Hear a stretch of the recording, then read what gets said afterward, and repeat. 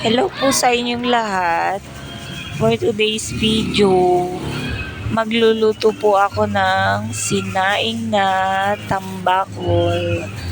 Nilagyan ko siya ng baboy na taba. Ayan. Tapos, nilagyan ko siya ng kamyas. Fresh ho na kamyas yung nilagay ko. Tapos, nilagyan ko siya ng bulaklak ng saging para mabango daw. Wala ko nakitang dahon ng saging dito sa amin, kaya bulaklak ng saging yung nilagay ko. Tapos yung isda ho na tambakol, hiniwa-hiwa ko siya sa gitna. Ilagyan ko din ho siya ng ginisa mix ho yung ginagamit ko.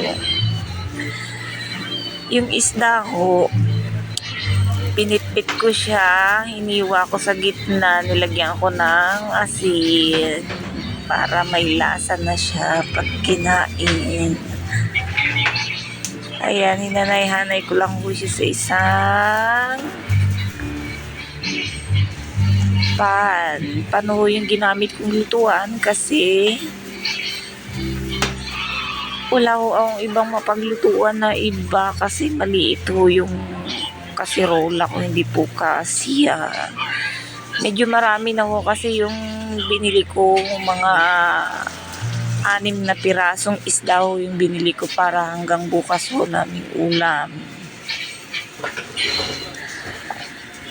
Ayan, nilagyan ko ho siya ng luya kasi ayoko ho ng malangsa. Ilagyan ko siya ng bawang, sibuyas, ayan. Sa mga bawat gilid, sa ilalim, may bawang, may kamyas.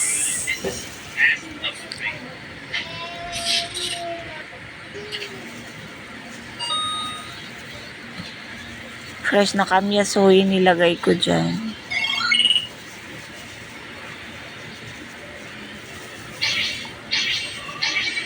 Ilagyan ko siya ng tubig na 1 tasa lang yung nilagay ko. Ay, sorry, 1 baso. 1 baso lang na maliit. Baso siya na maliit na parang tasa. Ayan. Thank you so much po sa mga new followers, sa mga followers ko, na mga baguhan. 76K followers na po. Ayan. Thank you so much po sa panonood ninyong lahat.